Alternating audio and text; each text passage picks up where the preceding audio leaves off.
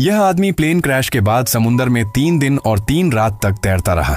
जब वो लगभग हिम्मत हार चुका था तब उसने दूर कहीं एक आइलैंड देखा। जल्दी से वो अपनी बोट लेकर बीच पर आया, लेकिन आइलैंड बिल्कुल सुनसान था। वहां इंसान का नामो निशान नहीं था। वो चिल्लाता रहा लेकिन वहां कोई नहीं था। फिर उसने बीच पर पैर से एक बड़ा सा हेल्प का सिग्नल बनाया ताकि ऊपर से गुजरते प्लेन उसे देख सकें। इसके बाद उसने बीच पर ही अपनी बोट का इस्तेमाल करके एक टेम्पररी शेल्टर बनाया और थकान से चूर होकर डिसाइड किया कि कल कुछ और प्लान करेगा।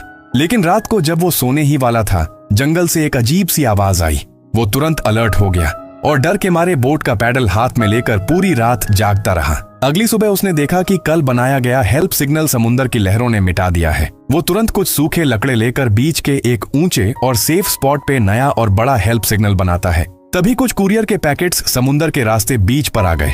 टॉम ने सब पैकेट्स उठाए, सोचा किसी काम आएंगे। तभी जंगल से फिर वही अजीब आवाज आई। उसने जोर से चिल्लाया लेकिन कोई जवाब नहीं आया। इस बार वो हिम्मत करके जंगल की तरफ गया। जैसे ही वो कुछ आगे बढ़ा तभी कुछ उसके पास गिरा और उसे डरा दिया। जब उसने देखा तो पता चला वो नारियल था। उसने और नारियल इकट्ठा किए क्योंकि उसने पूरा दिन कुछ खाया पिया नहीं था। उसने नारियल को पत्थर पर मारकर तोड़ना चाहा, लेकिन काफी मुश्किल था। नारियल नहीं टूट रहा था। फिर एक पत्थर से नारियल को तोड़ने की कोशिश करता है, लेकिन पत्थर टूट जाता है। आखिर में उसने उस टूटे पत्थर से नारियल को काटना शुरू किया और काफी कोशिश के बाद नारियल टूट गया, लेकिन पानी बहुत कम था। फिर उसने सीख लिया और पत्थर से नारियल में छोटा सा होल बनाया। उसने नारियल उठाकर मुंह से लगाया और बड़ी खुशी से उसने मीठा पानी पिया।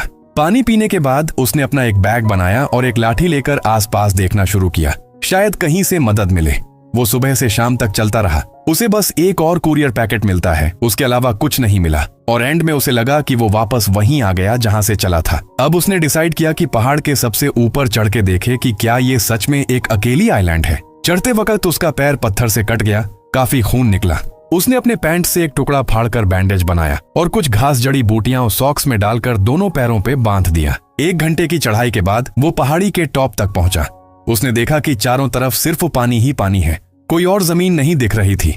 उसका दिल टूट गया। तभी उसने देखा कि समुंदर में कुछ दूर एक आदमी तैरता हुआ दिख रहा है। वो तुरंत नीचे उतरकर उसके पास तैर कर गया और देखा वो प्लेन का पायलट था, लेकिन पायलट जिंदा नहीं था। टॉम ने पायलट को बीच पर खींच के लाया और उसके पास से एक टॉर्च मिली। टॉर्च अब भी काम कर रही थी। उसके शूज उतारे, वो छोटे थे पर उसने मॉडिफाई करके पहन लिए और उसकी जेब में एक वॉलेट मिला। वॉलेट में पायलट की फैमिली फोटो थी। उसे देखकर वो इमोशनल हो गया। एक खुशहाल फैमिली अब कभी पूरी नहीं होगी। उसने डिसाइड किया कि पायलट को वहीं बीच पर दफनाएगा और उसके पास उसकी फैमिली फोटो भी रख दी। उसने पत्थर से पायलट का नाम और उम्र रीफ पर लिख दिया। इतना सब करते करते शाम हो गई। रात को वो शेल्टर में लेटे हुए बहुत अकेला और उदास था, लेकिन उसकी वाइफ की फोटो उसका सहारा बनी। दिन बीत गए लेकिन कोई मदद नहीं आई। धीरे धीरे वो वहां की जिंदगी के साथ एडजस्ट करने लगा। हर सुबह पत्तों की बूंदों से वो पानी पीता। वो नारियल के शेल को पानी स्टोर करने के लिए यूज करता है। वो रेत को बाथरूम की तरह यूज करता है और पांव से उसे ढक देता ताकि स्मेल ना आए। उसे भूख लगती है तो वो समुंदर में मछली पकड़ने जाता है, लेकिन कभी कभी काफी मेहनत के बाद भी उसे कुछ हाथ नहीं आता। फिर एक रात जब उसको नींद नहीं आ रही थी तो वो बीच पर वॉक करने गया। तभी उसने देखा कि समुद्र में एक लाइट दिख रही है। उसने तुरंत समझ लिया कि ये किसी शिप की लाइट है। वो एक्साइटेड हो गया और जोर जोर से आवाजें देने लगा। उसने देखा कि शिप की तरफ से कोई रिस्पॉन्स नहीं आ रहा तो वो लाइट लेके जोर जोर से हिलाने लगा ताकि शिप वाले उसे देख सकें। पर समुद्र के बीच में उसकी छोटी सी लाइट कुछ भी नहीं थी। रेस्क्यू की उम्मीद में उसने अपनी छोटी बोट निकाली, अपने अंडरवियर का इलास्टिक सिर पे बांध के एक टेम्परेरी कैप बनाया और बोट में बैठ गया ताकि वो शिप तक पहुंच सके। उसने पूरी ताकत लगा के पैडलिंग स्टार्ट की। बड़ी बड़ी लहरें उसकी बोट को आगे जाने से रोक रही थीं। सुबह से लेकर दोपहर तक बोट चलाने के बाद भी सिर्फ 100 मीटर ही जा पाया। फिर भी वो हार नहीं माना, लगातार पैडलिंग करता रहा। आखिर में एक बड़ी लहर ने उसकी बोट को उल्टा दिया और बदकिस्मती से उसकी टांग चट्टान से टकरा गई और वो दर्द से चीखने लगा। जख्मी हालत में घिसटते हुए अपनी बोट लेकर वापस आइलैंड आया और जैसे मुसीबत कम थी, एक तूफान भी आ गया और तेज बारिश शुरू हो गई। उसने जल्दी से बोट से उन कुरियर पैकेजेस को ढक दिया। कोई शेल्टर नहीं था और टांग जख्मी थी, इसलिए वो आइलैंड के एक कोफा के पास गया। लाइट से आसपास चेक किया और सेफ समझ के अंदर चला गया।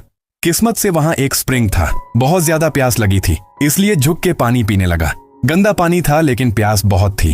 पानी पीते पीते वो वहीं सो गया लाइट बंद करना भी भूल गया। अगली सुबह जब उठा लाइट डेड थी और उसकी टांग का इन्फेक्शन बढ़ गया था। अगर टाइम पे ट्रीटमेंट नहीं हुआ तो टांग खराब हो जाएगी। उसने पैकेजेस खोलना शुरू किया। पहले पैकेज में स्केटिंग शूज थे जिनके ब्लेड यूजफुल लग रहे थे। दूसरे पैकेज में एक वॉलीबॉल था। तीसरे में एक लेडीज स्कर्ट थी, लेकिन स्कर्ट का ब्लैक नेट उसे यूजफुल लगा। बाकी के पैकेजेस में कैसेट्स और एक बेकार कॉन्ट्रैक्ट पेपर मिला।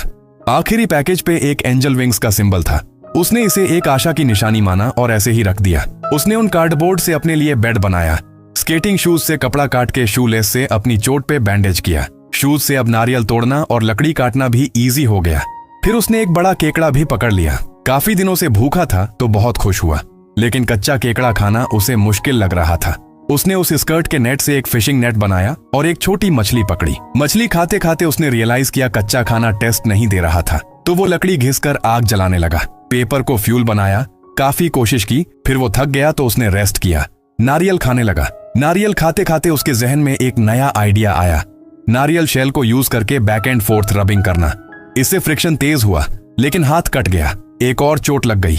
हर दिन जिंदा रहने के लिए लड़ रहा था। फ्रस्ट्रेशन में चिल्लाया, गुस्से में हाथ पैर मारने लगा। वॉलीबॉल उठाकर फेंक दिया। इमोशंस रिलीज करने के बाद उसने खुद को संभाला। हाथ बैंडेज किया और आग जलाने के नए तरीके के बारे में सोचने लगा। वॉलीबॉल पे उसके खून का हाथ लगा था। उसने उस बॉल को एक चेहरा देकर उसका नाम विल्सन रख दिया और उसे अपना दोस्त बनाया। विल्सन के साथ वो मोटिवेट हो गया।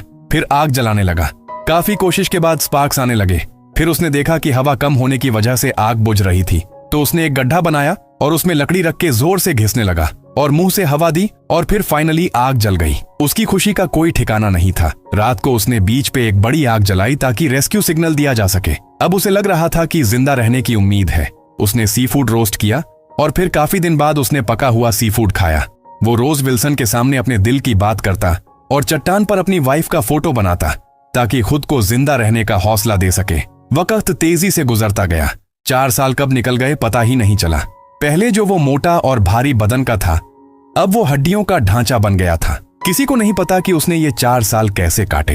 वो सिर्फ एक जिंदा लाश की तरह जी रहा था। अच्छी बात ये थी कि उसे मछली पकड़ने का काफी अच्छा हुनर आ गया था। कभी कभी उसने सोचा कि इस जंगल से भाग जाए, पर समुद्र की बेदर्दी लहरों ने उसका हौसला तोड़ दिया। एक दिन जब वो समुद्र में खाना ढूंढ रहा था तो उसे एक लोहे का टुकड़ा मिला। नई चीज देखकर वो बहुत खुश हो गया।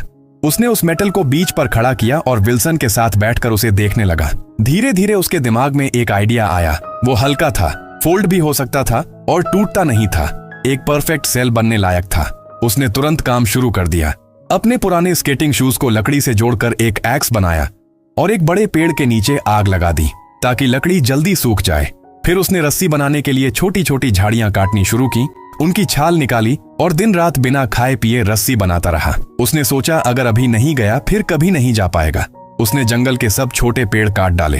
हैटा की पुरानी वीडियो टेप्स भी रस्सी बनाने में यूज की। जब वो अपने गुफा में वापस गया तो उसका मन बहुत उदास था। उसे समझ आ गया था कि समुद्र में सफर बहुत खतरनाक है। जिंदा लौटना मुश्किल हो सकता है। तभी उसे लगा विल्सन उसकी कमजोरी पे हंस रहा है। गुस्से में आके उसने विल्सन को गुफा से बाहर फेंक दिया, पर अगले ही पल उसे पछतावा हुआ और वो भागकर उसे ढूंढने गया। 4 सालों में विल्सन उसका सबसे अच्छा दोस्त बन चुका था। अपनी गलती सुधारने के लिए उसने विल्सन के चेहरे को दोबारा ठीक किया। कुछ दिनों बाद उसने राफ्ट बना लिया। उसने वो विंग वाला पार्सल बॉक्स रखा, विल्सन को साथ लिया और एक तेज हवा वाले दिन में अपनी राफ्ट को समुद्र में डाल दिया।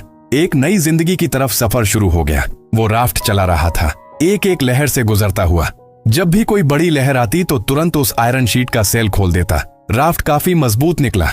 हवा की मदद से वो बड़ी लहरों को पार कर गया और एक शांत समुद्र तक पहुंच गया। जैसे जैसे वो दूर जा रहा था वो पीछे देखता रहा जहां उसने 4 साल बिताए थे। शाम के सूरज तले उसके दिल में नई उम्मीद जग चुकी थी। उसे भूख लगती तो समुद्र में मछली मार लेता, प्यासा होता तो बारिश का पानी इकट्ठा करके पीता। रात को कभी कभी एक बड़ा व्हेल उसके राफ्ट के आसपास घूमता रहता, जैसे उसकी सुरक्षा कर रहा हो। पर सब कुछ हमेशा अच्छा नहीं रहता। एक रात तेज आंधी आई और सेल उड़ गया। उसने राफ्ट को जोर से पकड़ लिया ताकि वो भी उड़ न जाए। अगले दिन व्हेल ने पानी फेंका जिससे वो होश में आया, पर जागते ही देखा विल्सन गायब था। वो पागल हो गया, चिल्लाने लगा। अच्छा हुआ विल्सन दूर नहीं था। वो तुरंत पानी में कूद गया। उसने राफ्ट को अपने साथ बांधा और विल्सन की तरफ तैरने लगा, पर रस्सी छोटी पड़ गई और वो इतना थक चुका था कि कुछ नहीं कर सका। उसके सामने विल्सन दूर चला गया। एक पल में उसने महसूस किया जैसे उसने सब कुछ खो दिया हो। उम्मीद की आखिरी कड़ी भी टूट गई। उसने सब कुछ छोड़ दिया, राफ्ट पर लेट गया और तैरता रहा समुंदर में बिना किसी मंजिल के। पता नहीं कितना वक्त बीता।